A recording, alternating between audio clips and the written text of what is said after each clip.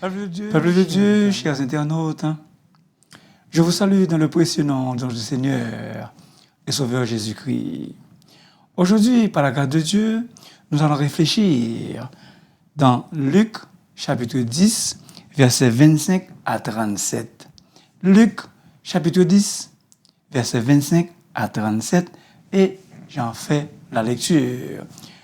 Un docteur de la loi se leva et dit à Jésus pour l'éprouver, Maître, que dois-je faire pour hériter la vie éternelle? Jésus lui dit, qu'est-il écrit dans la loi? Qui lis-tu? Il répondit, tu aimeras le Seigneur, ton Dieu, de tout ton cœur, de toute ton âme, de toute ta force et de toute ta pensée, et ton prochain comme toi-même. Tu as bien répondu, lui dit Jésus. Fais cela et tu vivras.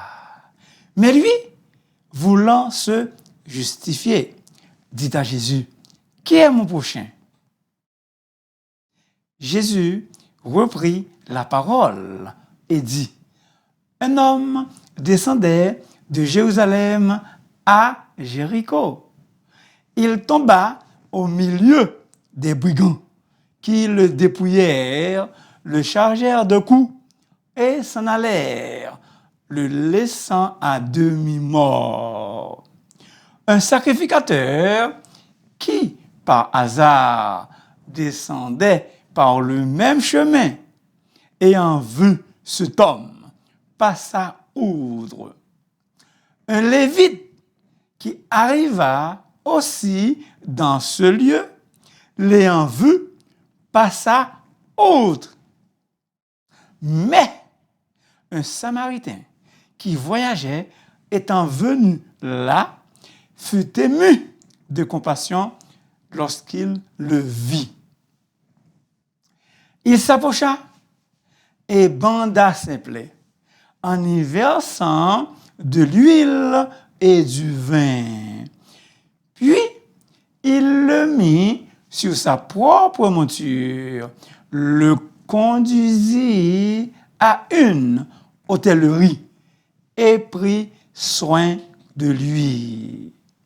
Le lendemain, il tira 2 deniers, les donna à l'hôte et dit, aie soin de lui, aie soin de lui, et ce que tu dépenseras de plus, je te le rendrai à mon retour. Lequel de ces 3 te semble avoir été le prochain de celui qui était tombé au milieu des brigands? C'est celui qui a exercé la miséricorde envers lui, répondit le docteur de la loi. Et Jésus lui dit, va, et toi, fais de même. Parole du Seigneur. Peuple de Dieu, le sujet. Que devons-nous faire pour hériter la vie éternelle? Que devons-nous faire pour avoir la vie éternelle? Cette question est capitale et vitale. Mais avant de répondre à cette question, une autre s'impose. Qui est la vie éternelle? Et la Bible répond. La vie éternelle, c'est le Fils de Dieu, Jésus-Christ. 1 Jean 5, verset 20. Jésus, dans sa prière d'intercession à son Père, a dit, la vie éternelle, c'est qu'ils te connaissent toi, le seul vrai Dieu, et celui que tu as envoyé, Jésus-Christ. 1 Jean 5, verset 20. Le premier verset, et ce que je viens de vous citer, c'est Jean 17, verset 3. Le Christ, Jésus lui-même, a déclaré sans embâche qu'il est lui-même la vie éternelle. Et donc, peuple de Dieu, nous divisons le message en deux parties. La première, versets 25 à 28. Quelles sont les conditions à remplir pour avoir la vie éternelle? Que devons-nous faire pour obtenir la vie éternelle? Maître, que dois-je faire de bon pour avoir la vie éternelle? Maître, que dois-je faire pour hériter la vie éternelle? Ici, nous voyons nettement une hiérarchie. Maître en théologie, Jésus va conduire son élève, le légiste, dans une démarche d'interprétation et d'une pratique décisive, dans une démarche herméneutique d'interprétation et d'une pratique décisive. La question a été posée à la fois par le jeune homme riche et le scribe. Voici un homme s'approcha et dit à Jésus, Maître, Jésus le maître en théologie, Maître, que dois-je faire de bon pour avoir la vie éternelle? Matthieu 19, verset 16. Cette question traduit leur crainte, la crainte du scribe et du samaritain et du lévite. Cette question traduit leur crainte de rater la vie éternelle, malgré tout leur étalage de zèle religieux. En fait, la motivation de leur question, c'est parce qu'ils avaient peur de passer à côté de la vie éternelle. Dans l'esprit du docteur de la loi, il était logique d'aller interroger quelqu'un comme Jésus sur la vie éternelle. Pourquoi? Parce que le thème central, le thème constant du ministère de prédication de Jésus était la vie éternelle. Son thème était sur la vie éternelle. Juste 2 versets, car il y en a beaucoup plus. Matthieu 25, verset 46 et Jean 4, verset 36. Cette question a été aussi posée par le geôlier à Paul et Silas. Il les fit sortir. Paul et Silas étaient en prison. Le geôlier les fit sortir. Il les fit sortir et dit, Seigneur, que faut-il faire pour être sauvé? Paul et Silas répondirent, crois au Seigneur Jésus et tu seras sauvé, toi et ta famille. Acte 16, versets 30 et 31.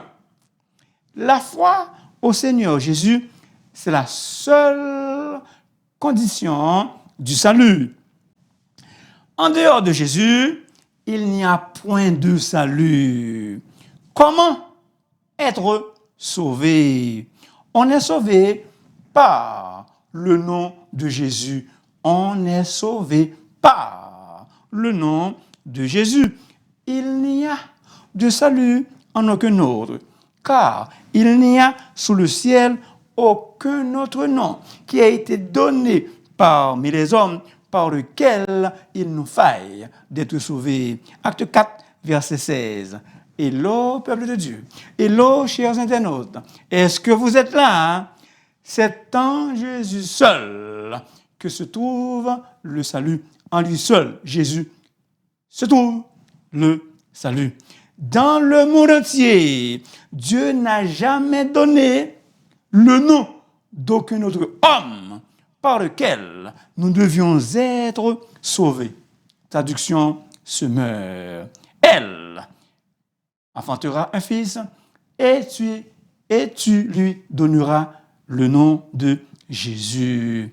Elle enfantera un fils et tu lui donneras le nom de Jésus. C'est lui qui sauvera, c'est lui qui sauvera son peuple de ses péchés. Matthieu 1er, verset 21. Le nom de Jésus est dérivé de Josué, Yehoshua, qui veut donc dire l'Éternel sauve. En effet, peuple de Dieu, le débat porte sur la doctrine du salut, la sotériologie. Le légiste qui se lève recherche-t-il vraiment la vie éternelle? Pas du tout, car il n'était pas sincère. Sa question avait pour but, sa question avait pour objectif d'éprouver Jésus. Est-ce que vous êtes là, peuple de Dieu?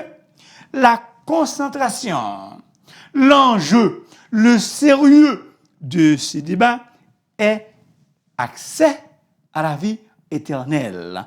L'enjeu, le sérieux de ce débat est l'accès à la vie éternelle. Et tout va tourner autour du faire. Tout va tourner autour du faire. Jésus lui dit, qu'est-il écrit dans la loi? Ici, la loi désigne les 5 premiers livres de l'Ancien Testament. Genèse, Exode, Lévitique, Nombre, Deutéronome, écrits par Moïse. Verset 27. Écoute, Israël, Shama Yerushalayim, le texte hébraïque, Deutéronome 6, verset 5. Tu aimeras le Seigneur, ton Dieu, de tout ton cœur, de toute ton âme, de toute ta force et de toute ta pensée. Ce commandement était un résumé de la loi. Et ton prochain comme toi-même, une clause additionnelle. Lévitique 19, verset 18. Le commandement appelle à un engagement total. Le commandement appelle à un engagement total, à aimer de manière désintéressée. Agapao, le registre le plus élevé, le plus haut de l'amour, en incluant toutes les facultés humaines dont je viens de mentionner. En réalité, le docteur de la loi précise carrément l'engagement de 4 instances de l'homme. Le cœur évoque la volonté et l'affectivité.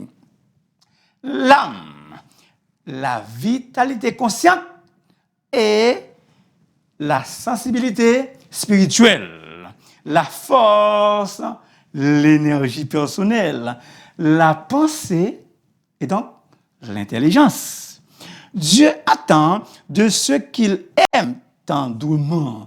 Dieu nous aime d'un amour inaltérable. Dieu attend de ceux qu'il aime tendrement, nous qui sommes ses enfants, une réciproque vivante, une réciproque pressante et durable.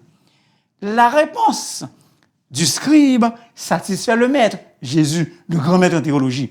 La réponse du scribe satisfait le maître. C'est la bonne. Jésus le félicite. Tu as bien répondu, mon ami. Félicitations. Fais cela et tu vivras. N'oubliez pas que je vous ai dit, tout va tourner autour du faire. Fais cela et tu vivras. Une invitation à agir. Tout est dit, mais tout reste à faire. Tout est déclaré, mais tout reste à faire. Deuxième partie, versets 29 à 37. La première partie a mis l'enseignant, le professeur, le scribe en difficulté. S'il avait pris l'initiative au verset 25, maintenant, il est sur la défensive. Verset 29. Jésus accueille la question. Lambano. Jésus accueille la question. En réponse, il raconte la fameuse parabole, celle du Samaritain. Elle est sans doute la plus connue.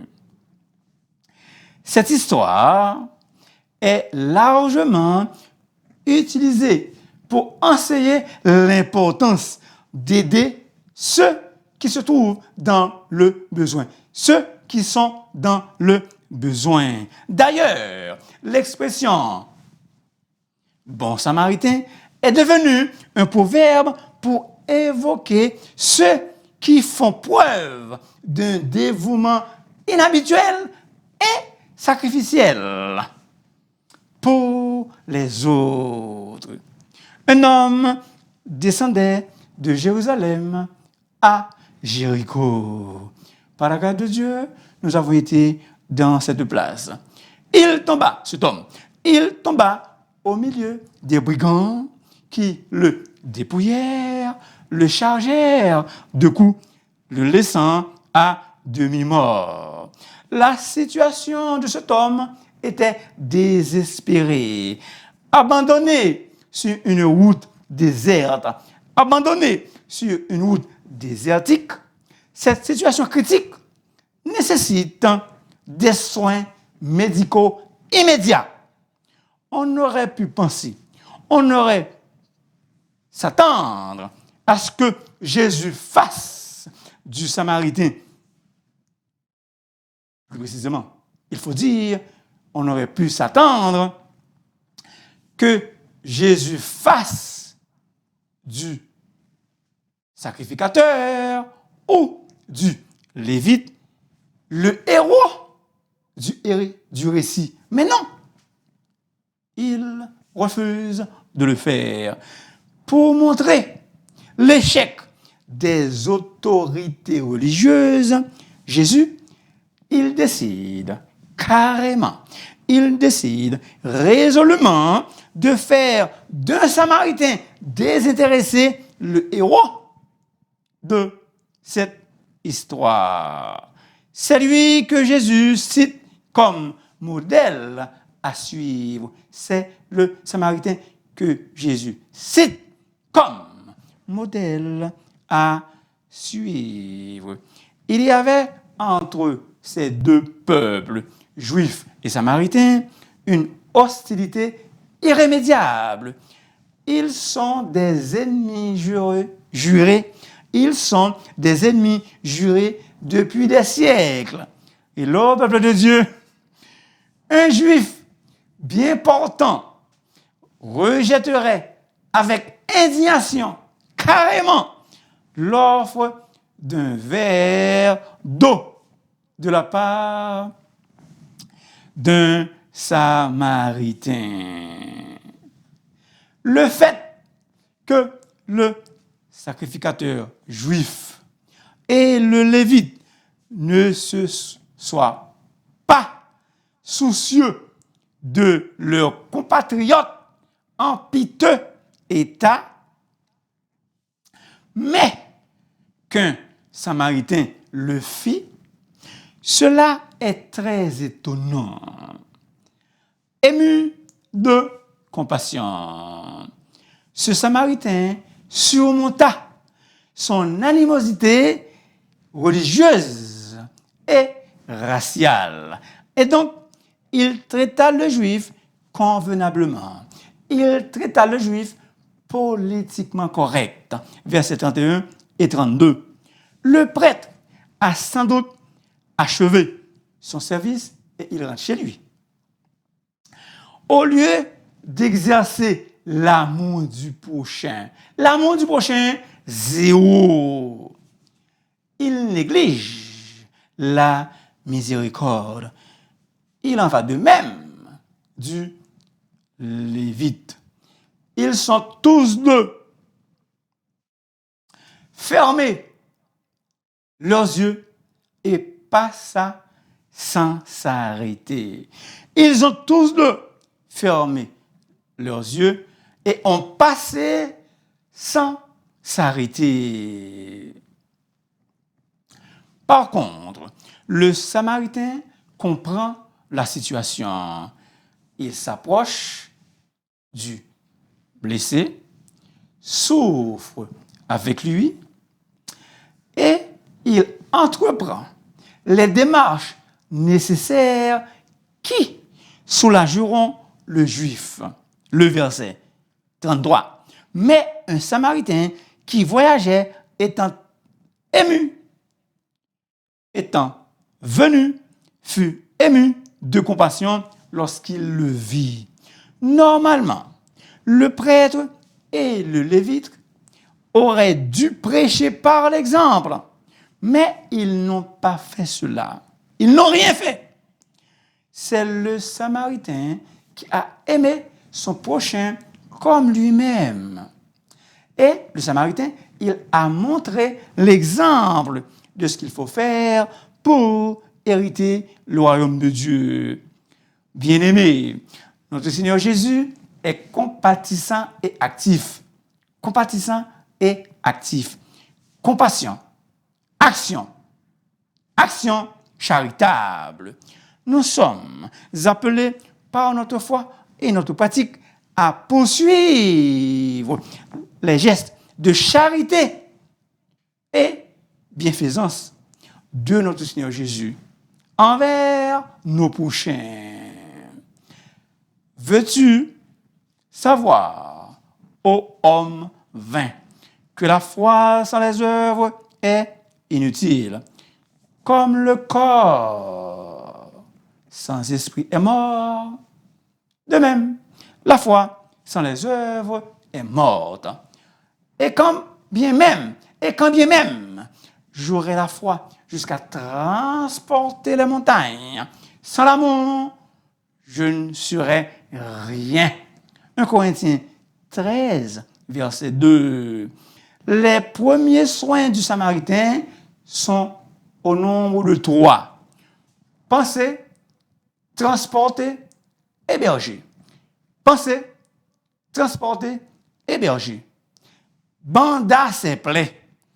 Comme les voleurs avaient dépouillé leurs victimes, le Samaritain a certainement dû déchirer ses vêtements.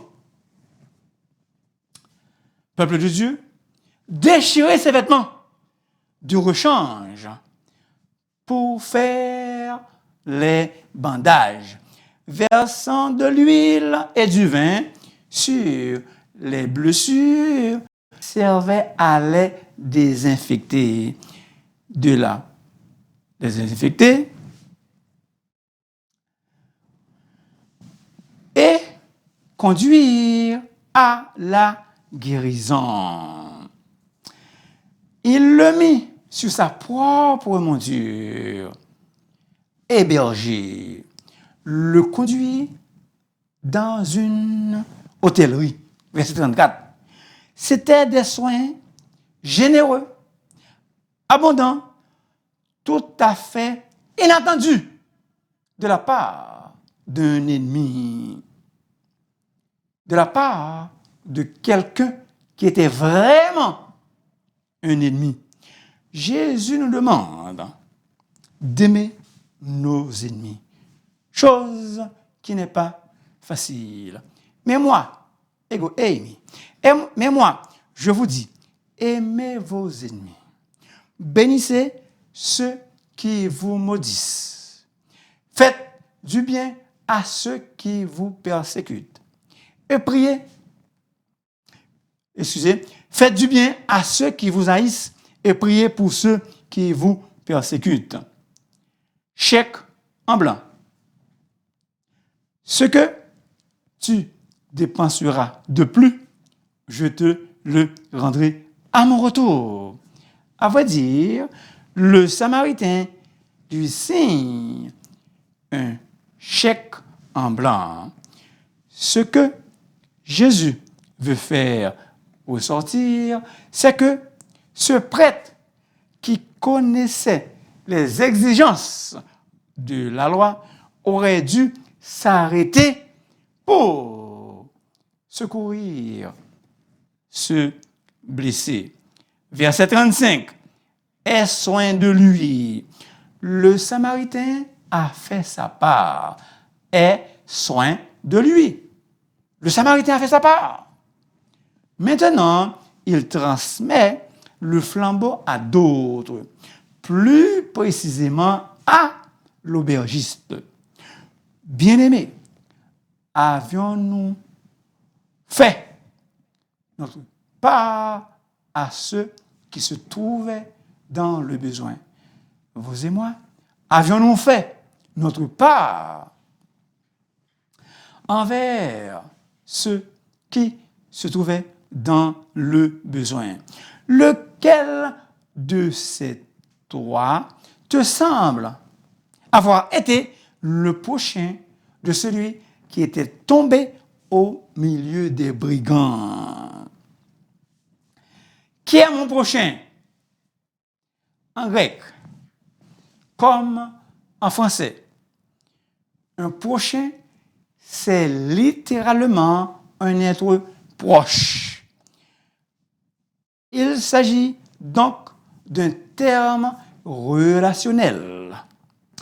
Si le contact s'établit, les deux deviennent nécessairement proches l'un de l'autre, le prochain de l'autre. Peut-être vous connaissez la locution latine suivante. Omnis homo est proximus. Tout homme est un prochain. Jésus veut nous apprendre que tout être humain, sans limite de race ou de pays, est notre prochain. Ce dernier, le prochain, est celui qui a besoin de nous. Le Samaritain avait considéré qu'un Juif, dans le besoin, était son prochain. Dans l'Ancien Testament, le prochain est une personne avec laquelle je suis en relation, d'une manière ou d'une autre, parents, voisins, etc. À l'égard de qui? Cette personne, je suis supposé d'agir d'une certaine manière, et lui aussi est supposé d'agir d'une certaine manière envers moi. Mon cher ami, ne repousse pas la parole de Dieu. Les Juifs, certains Juifs ont repoussé la parole de Dieu. Paul et Barnabas leur dirent avec assurance: c'est à vous, premièrement, que la parole de Dieu devait être annoncée. Mais puisque vous la repoussez, mon cher ami, ne repousse pas la parole de Dieu, et que vous jugez vous-même indigne de la vie éternelle. Ne te juge pas indigne, mon cher ami, de la vie éternelle. Qu'est-ce que Paul et Silas ont fait? Ils se sont tournés vers les païens. Acte 13, verset 46. Aujourd'hui, mon cher ami, est le jour du salut. Si tu entends la parole de Dieu, ne fais pas la sourde oreille. N'endurcis pas ton cœur, mais fais un choix intelligent. Fais un choix intelligent. Accepte Jésus pour l'amour du ciel. Accepte Jésus, la parole faite chair, la parole incarnée. N'oubliez pas, certains ont repoussé la parole de Dieu. Accepte Jésus, la parole faite chair, la parole incarnée pour que tu sois sauvé. Peuple de Dieu, comme la parole du Fils prodigue illustre l'amour du Père qui pardonne. La parabole du Samaritain engage les croyants à la pratique de la charité, à imiter le Samaritain. Jésus lui dit, va, et toi, fais de même. Jésus nous invite à agir. L'apôtre Paul dit, soyez mes imitateurs comme je le suis moi-même de Christ. Imiter le Christ et avoir pitié des humains tombés aux mains des brigands, des bandits. Aller vers eux, bander leurs plaies, les charger sur nos propres montures, porter leur fardeau. Le Fils de Dieu nous exhorte à tout cela, pas seulement aux docteurs de la loi, mais à vous et moi. Le Fils de Dieu nous exhorte à tout cela, pas seulement aux docteurs de la loi, mais à vous et moi. La leçon de ce récit est la suivante. Ce n'est qu'en aimant Dieu et chacun de nos semblables, en toute occasion, de manière continue et parfaite, y compris, ça c'est important, et c'est pas facile, y compris nos pires ennemis, que nous puissions satisfaire au premier et au deuxième commandement et obtenir la vie éternelle. Cette parabole explique aussi le deuxième commandement, l'amour du prochain. Pour clore, peuple de Dieu, une chose importante à souligner, Dieu n'a jamais eu l'intention, la prétention de sauver qui que ce soit par les œuvres. Nous sommes sauvés par sa bonne grâce. Nous sommes sauvés par la bonne grâce de Dieu et non par les œuvres, afin que personne ne se glorifie. Nous sommes sauvés par le moyen de la foi en Jésus-Christ, le Fils de Dieu. Dieu a préparé les bonnes œuvres afin que nous les pratiquions soigneusement. Éphésiens 2, versets 8 à 10. Nous sommes déjà sauvés, peuple de Dieu. Conséquemment, il nous faut pratiquer de bonnes œuvres. Amen. Nous déjà sauvés, mais il faut nous pratiquer les bonnes œuvres. Merci beaucoup de m'avoir écouté. S'il vous plaît, n'oubliez pas de vous abonner et partager l'émission à vos prochains, car elle est l'une de vos préférées. Merci beaucoup. Que Dieu vous bénisse richement et abondamment.